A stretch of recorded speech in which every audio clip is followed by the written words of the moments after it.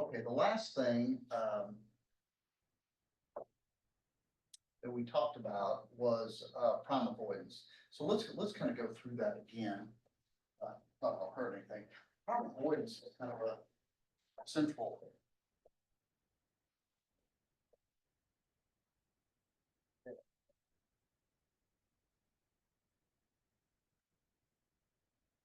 So, hold on. Oh,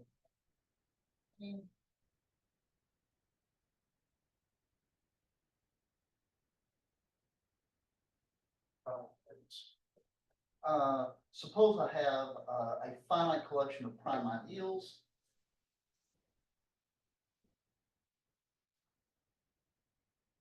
Distinct are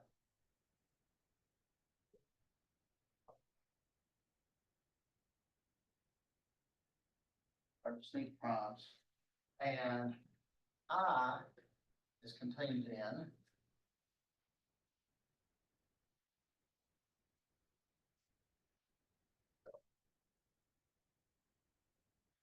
P is contained in the union of those, then I is contained in one of the P days.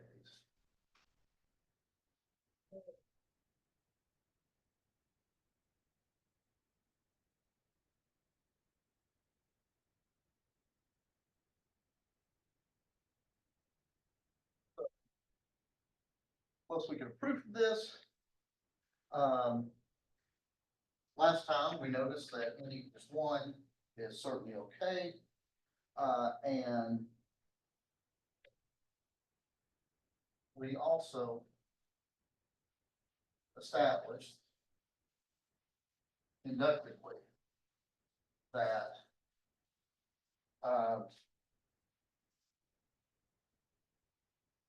PK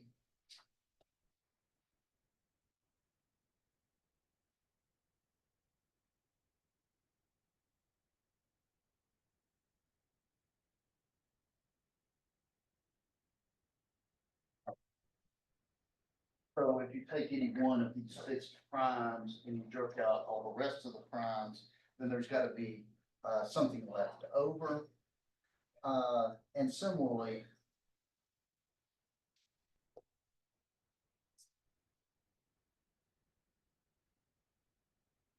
also inductively, there exists xk in pk minus the union. Intersect I. Right.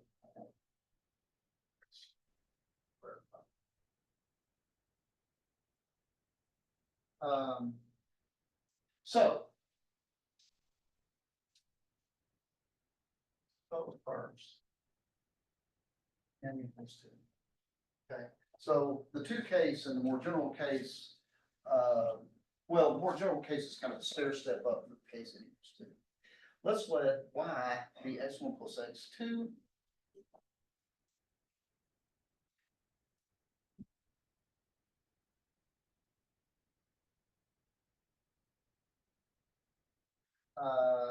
In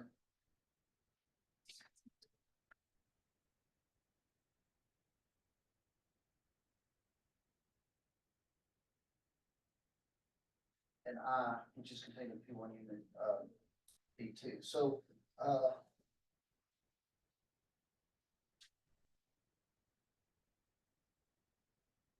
xi is in P9. That's what I mean by this notation. So if y is in P1,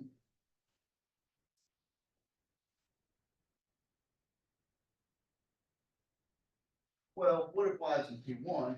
Then y minus x1, which is x2, is in P1, which is the common division. Because again, we picked these xk's that are not in any of the others. Now, that was very easy and it was very convenient because I only had 2, right? How do I up the voltage on this? Now let's suppose n is bigger than 2.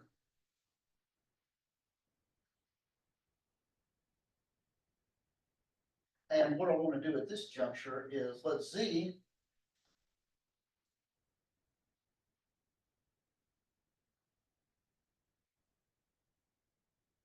so I kind of do the trick like this. So now I've got two sum of two things, but now the other one's a little bit more complicated.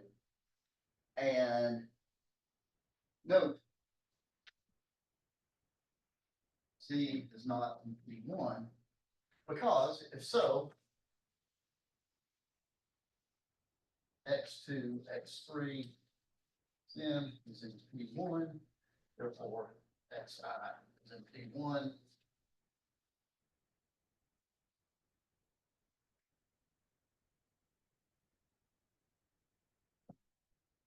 Which is a contradiction.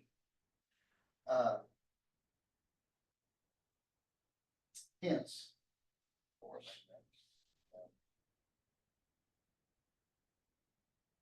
so Z is not an I.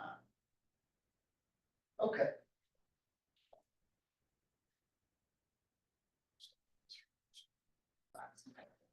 Right. So we know that all Maxwell ideals are G ideals, but a Hilbert ring means that the converse is also true. Theorem.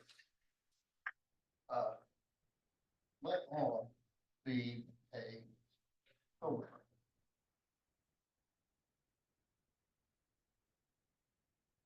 ring. Then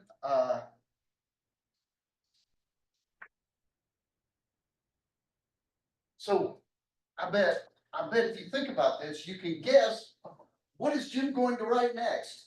Of course, I did just make it all stand in the hall, so no telling what I'm going to do next, right? Intersection of G-ideals and Right.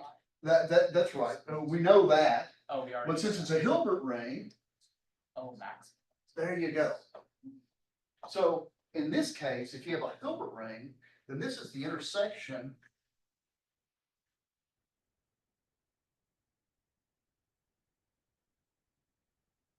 right? Because in a Hilbert ring, you're right, we only have to intersect G ideals, but the G ideals are precisely the maximal ideals. So these, in a Hilbert ring, all you have to do to get the radical of any ideal is, I forgot to write this, of course, you intersect the maximal ideals that contain I.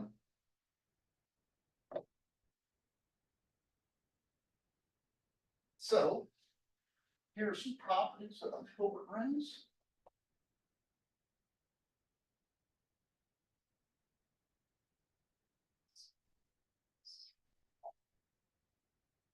There.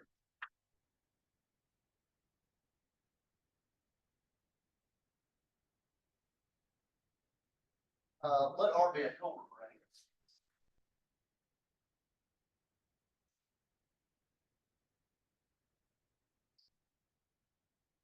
So here are a couple of properties that it enjoys. Number one, any homomorphic image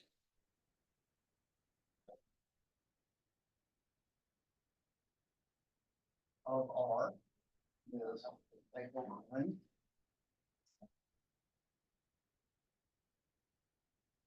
So in other words, if you have a Hilbert ring and you have any ideal in there, R mod I is still a Hilbert ring. And number two, either R is zero dimensional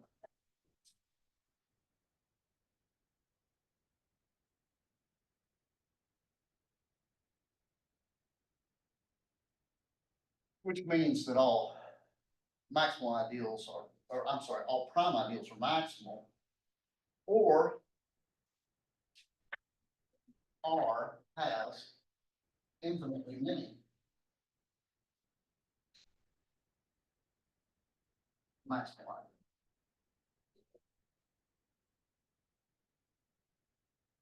I remember last time we talked about examples and non-examples of Hilbert rings. Well,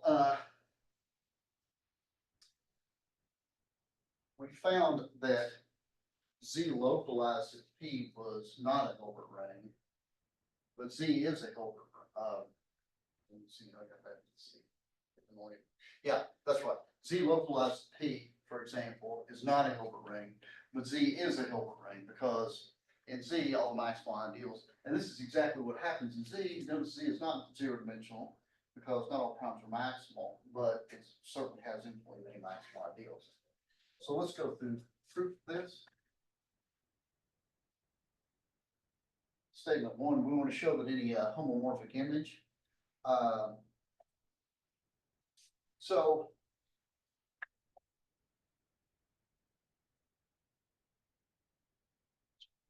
consider R mod I, right? So that's your favorite homomorphic image of R. And suppose P mod I is a G-ideal.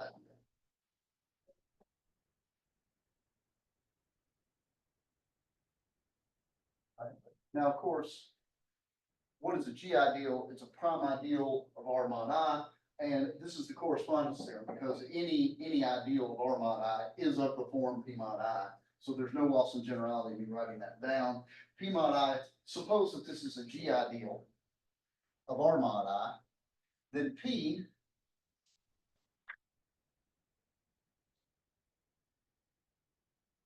is G-ideal of R. And hence is maximal. So P mod I and R mod I, again by the correspondence theorem, is maximal. So homomorphic images of Hilbert rings are Hilbert.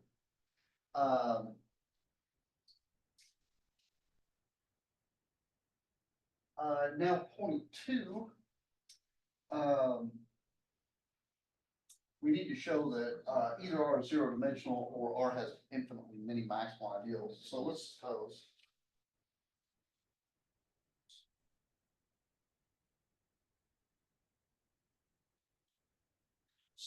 the dimension is greater than zero and uh,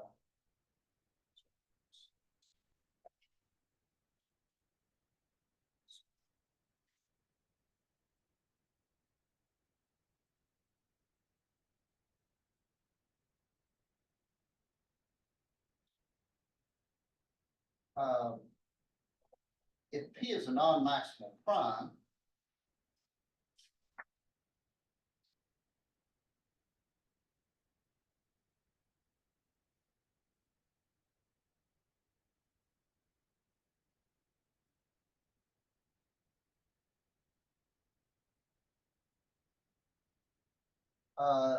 then R mod P is a Hilbert ring.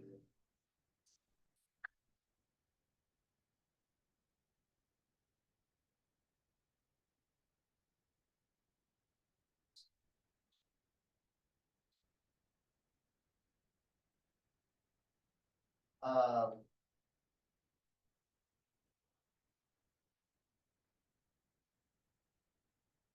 right.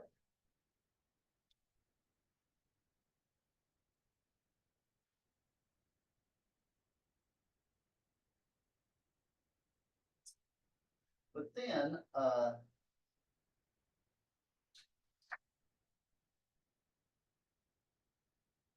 R1, R mod P is a, um, this is a Hilbert ring, in fact, a domain.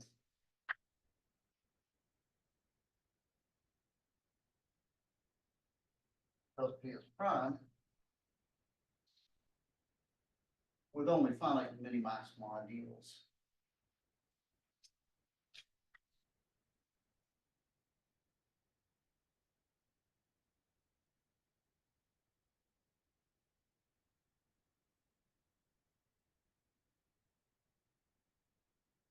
Say, M1.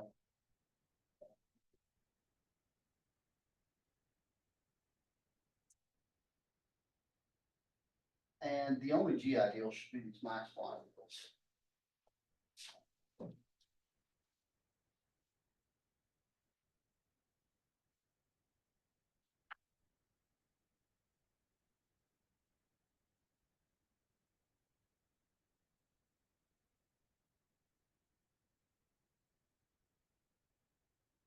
going G-ideals.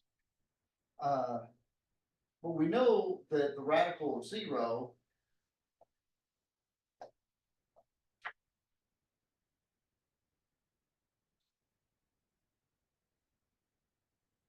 has R1 is a domain.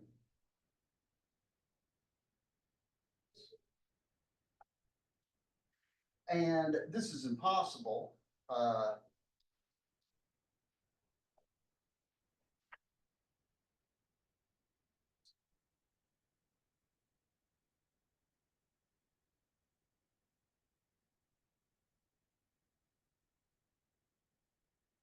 Because the radical of 0 should be, by this result here, the radical of 0 should be the intersection of all maximal ideals, which contains 0, which is all of them, which is not 0. Since there's only finitely many of them, all you have to do is take an element xi out of mi and multiply them together, and that's in the intersection of all. In fact, it's in the product of all those, and it can't be 0 because this is a domain.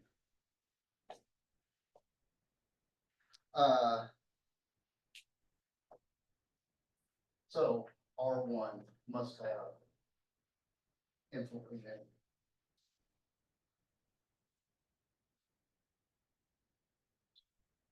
Maximal ideals. You get a contradiction for all many of them. Okay.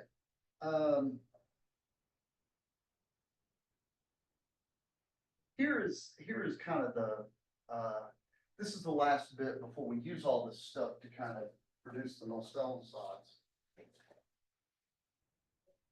So in Hilbert rings, you know, we had an earlier result that says if you have a G domain, a polynomial ring can have G domains. However, proposition 4 through 18 R is a Hilbert. If and only if Rx is a Hilbert.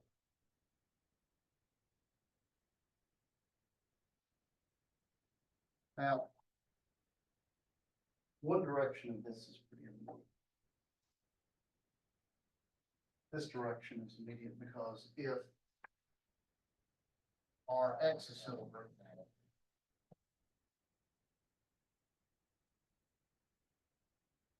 so is Rx mod ideal generated by X stuff.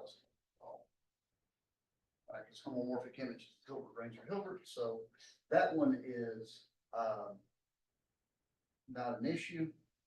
For the other direction, suppose that R is a Hilbert ring and Q is a G ideal in Rx.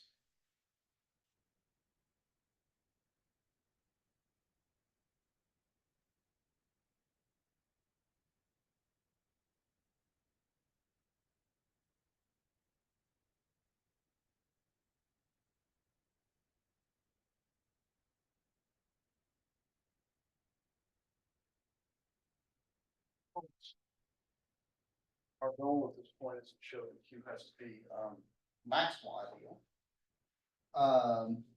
So let's contract it to R. That's a natural thing to do.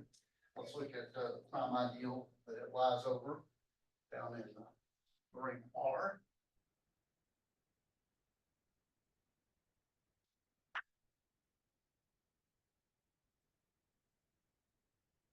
So suppose that P is Q intersect R. And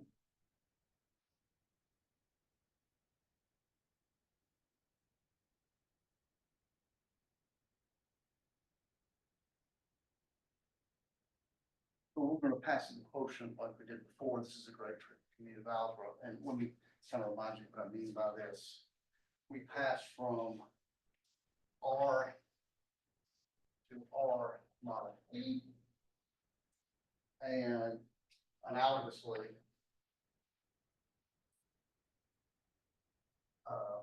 right. I'm gonna do that this way now. R goes to R mod P.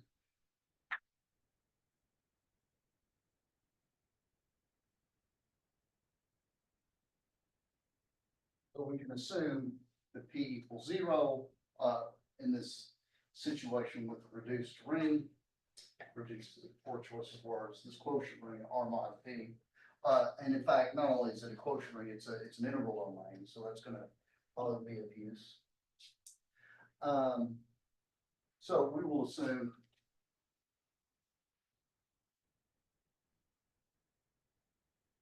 R is a domain. And of course, it's Hilbert as well. Because homomorphic image of the Hilbert ring, R mod P is, and P equals 0. So in particular, Q actually is an ideal that lies over 0. Let U be the image of X.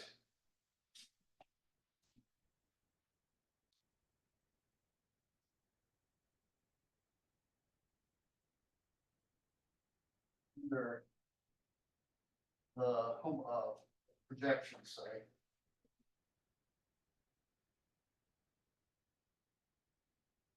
Rx to Rx mod Q. So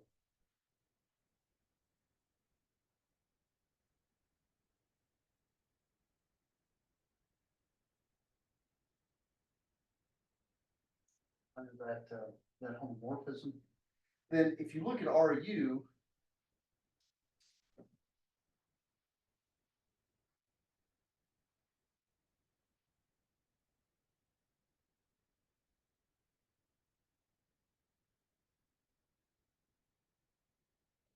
RU is a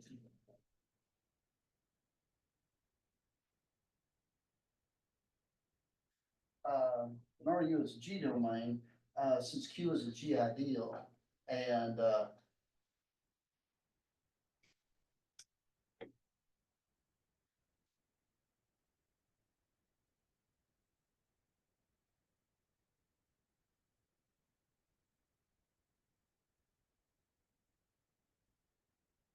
R is a G domain, and U is algebraic.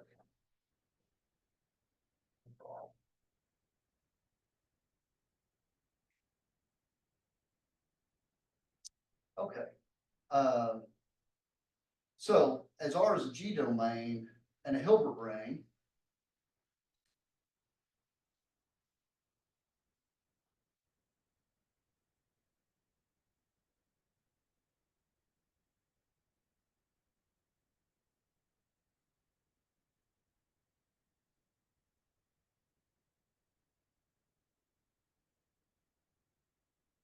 R must be field.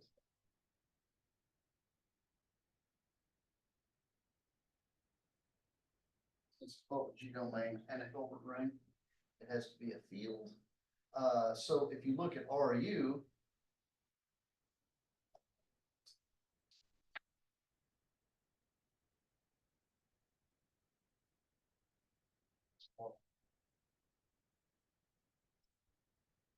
is also a field. Because this is algebraic over the field R, so this is an algebraic extension of the field R. Therefore, Q is maximal, and that's what we wanted to show.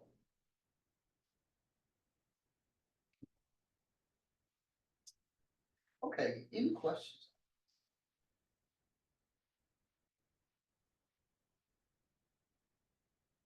Any questions so far? Okay, so I think with all this, we can kind of quickly at least sketch. Let me state, and then we sketch the proof of the well-known, the famous, I should say, Nullstellensatz. So I'm going to do this. I'm going to write this in two versions. I'm going to actually write two theorems down. Theorem.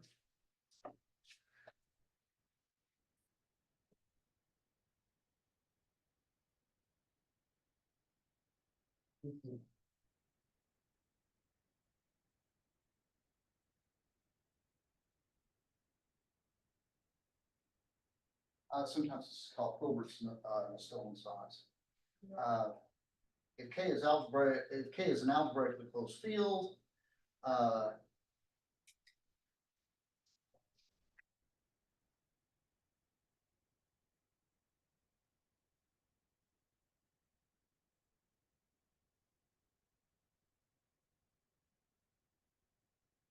then any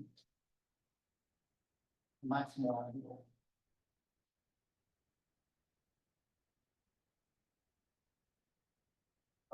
K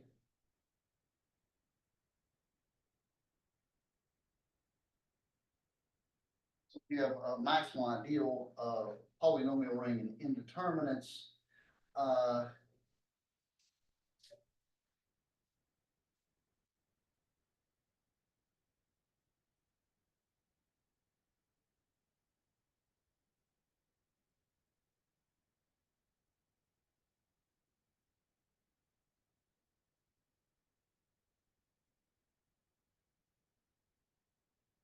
You can't beat that with a stick, actually. I mean, that is really sleek. I mean, basically, all your maximal ideals look like that, period. In variables is generated by n linear polynomials, and that's it.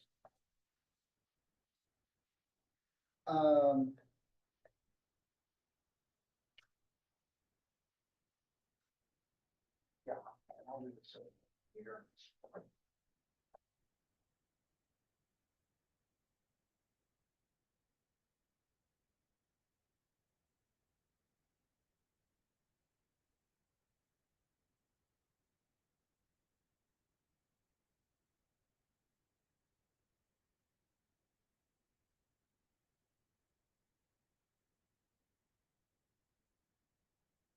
Nullstellensatz 2.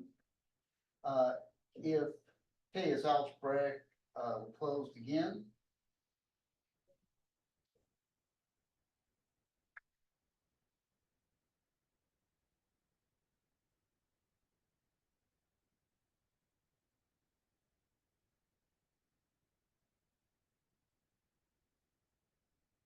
Suppose we have an algebraically closed field, and I have F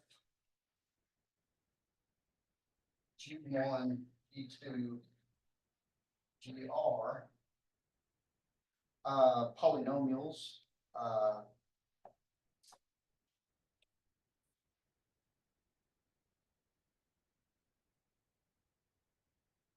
and variables with coefficients.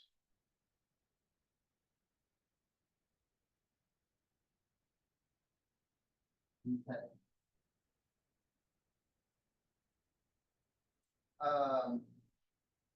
If F vanishes at all the common zeros,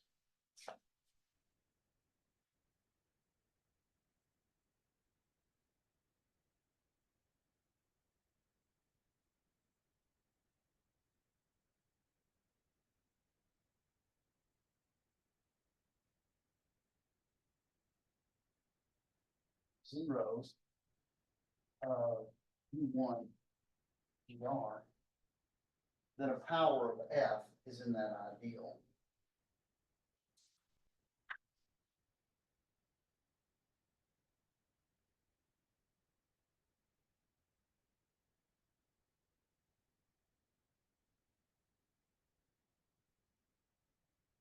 Okay, so here's the situation, and I think the first one is pretty easy to wrap your head around what it's saying there.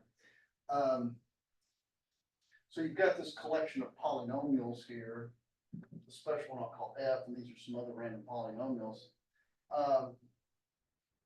If it turns out that F vanishes at all the common zeros, U1 up to GR, and by common zero, I mean some n tuple of some n tuple from Kn that I can plug into these polynomials and it gives you 0. If that vanishes at the zeros, common zeros to all these, then basically F is in the radical of that ideal, right?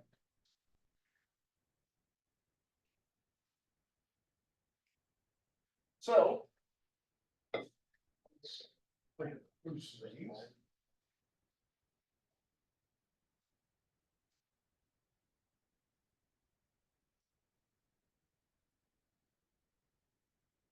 let us note first that,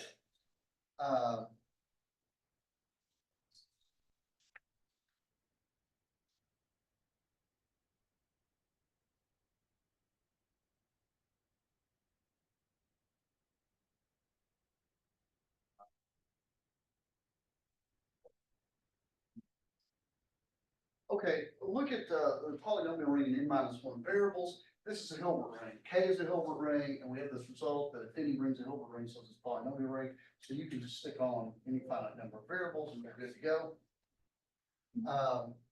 So let's consider Rxn.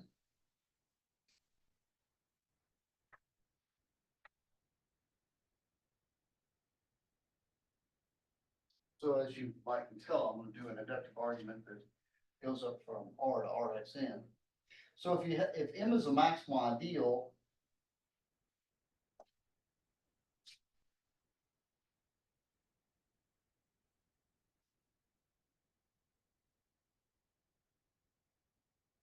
so if M is a maximal ideal of Rxn, then its contraction to R is a G ideal.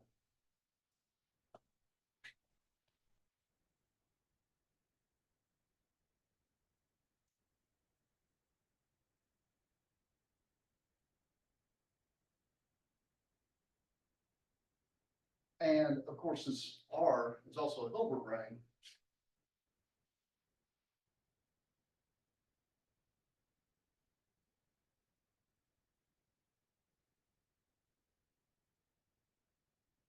then that contraction N is in fact maximal in R. And so by induction, we have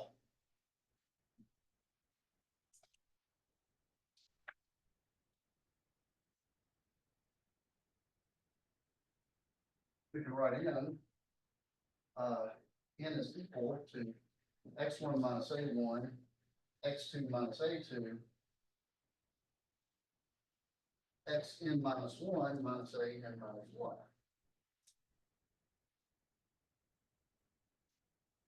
And now we mod out by it. R mod n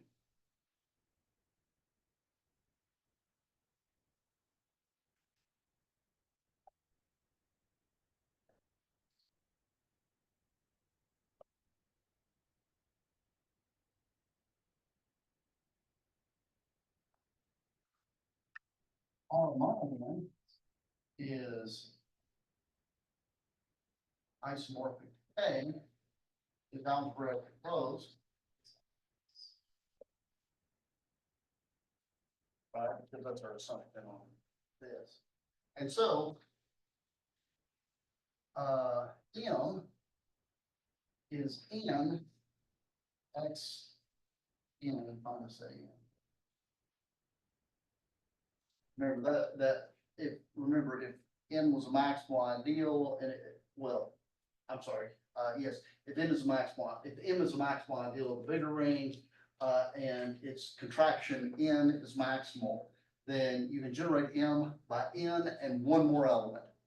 And that one more element we've seen can be of this form. And there's the inductive step I needed.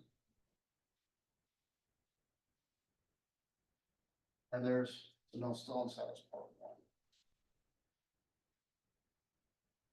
1. Okay. Questions on that?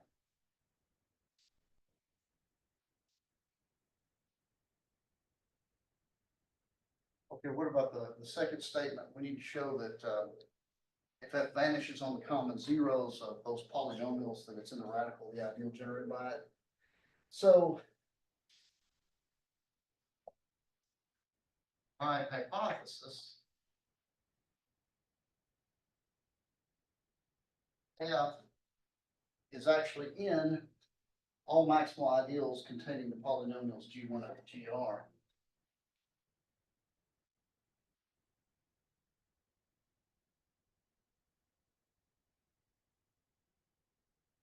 Containing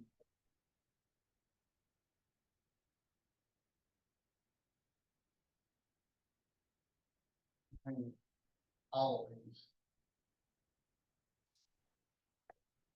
And so F is in the radical.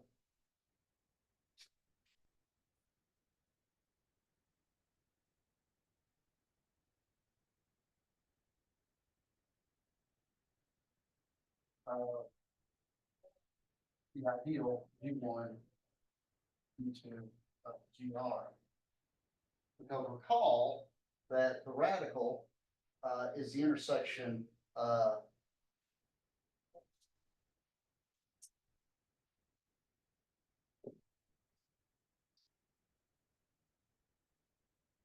all G ideals. Let's see, I should call this ideal something.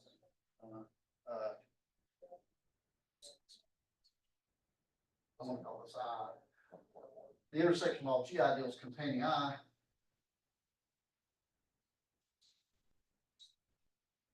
Hence, the intersection of all max bond.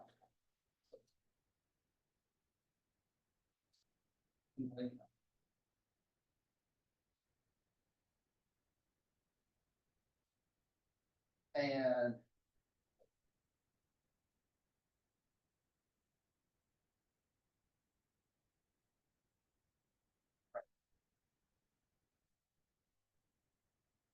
right, so F is in all the maximal ideals that contain this set. And the reason that a power of F is contained in here is because the radical of this thing is the intersection of the G ideals that contain it. But the G ideals are all maximal, so it's the intersection of the maximal ideals containing it. So, F is in the radical, this idea. And there's part. Okay. Any questions on that? Why is this not a more popular approach? Because it feels so streamlined compared to like the usual approach where you use like Noether's theorem. You know, I guess part of it's a taste thing. Maybe nobody asked me. I like Kaplansky's approach here, right? I mean, Kaplansky was really kind of a slickster, I think. And I like it, but you know, I mean, actually, one of the things that makes math good is, you know, you say tomato and I say tomato, people have different tastes.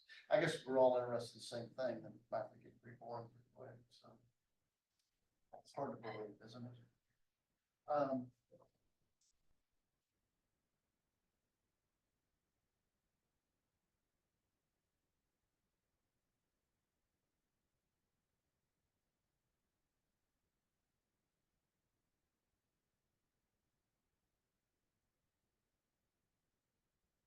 So I'm gonna talk a little bit about prime ideals and polynomial rings. Actually, the general questions, there's a lot of questions that you would think would be pretty easy to answer, right? So I suppose you know what the spectrum looks like for some ring. What does the spectrum look like for its polynomial ring? This could be a surprisingly difficult question, even for extensions of two variables. Things come very, very complicated. Well, we're going to look at a little bit here, and I will ask you kind of an intuitive thing here when we get started out.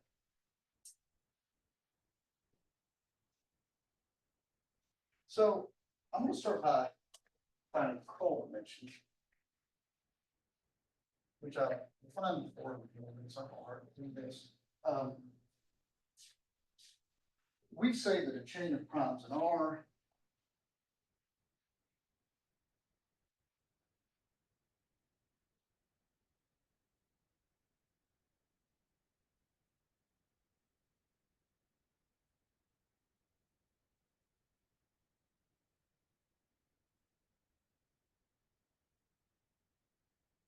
I'm going to say that that thing has height or is of length n.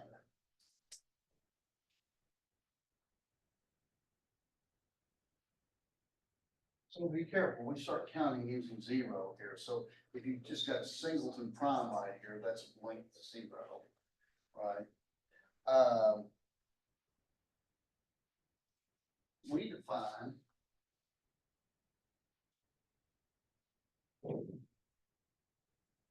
Krull mentioned.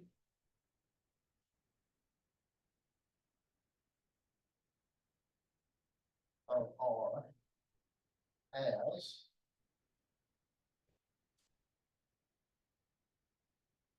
drum roll, please. Yeah, that's exactly. Soup of the n such that there exists a chain of prime bar.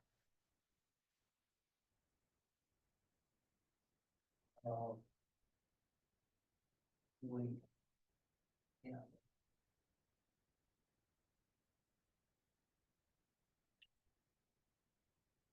So this is,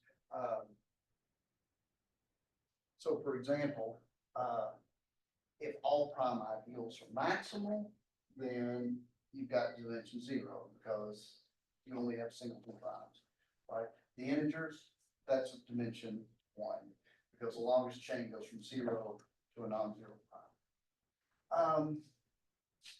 Classically, maybe there hasn't been a big distinction made about sizes of infinity. Obviously, you can build primes, so I'll give you some examples here.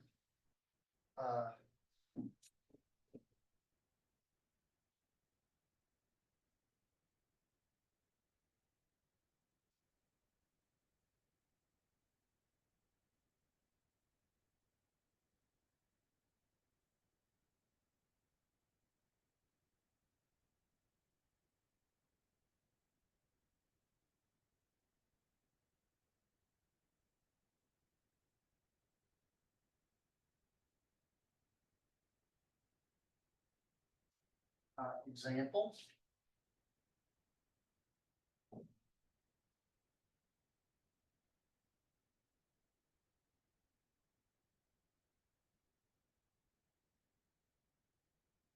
This is like a trailer for a movie that we're going to see later, right? But if you want an example of Dedekind domain, think of the integers, or more general, any ring of algebraic integers that you studied, like in number theory, so you join the square root of the next two.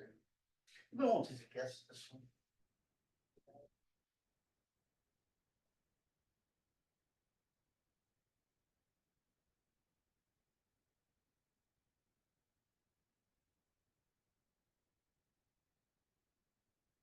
If I want to, it's good guess. For this last example, there's an obvious chain of length n. Well, obvious. We'll see. For the first, or for this last example, I can construct a chain 0, x1, x1, x2, up to x1, x2, up to xn. And that's of length n, right? Now, of course, the big question is, hey, Jim, how do you not know that some other prime ideals are there's another way to make this chain where it's longer? And that's a little bit more, we'll get to that later, but the answer is that is, in fact, corresponds to the length of the maximal chain. This is a good place to quit, and we will stop for now. However, Alice, Dr. Alice is giving a math club talk today, using mirrors and smoke, maybe, I don't know.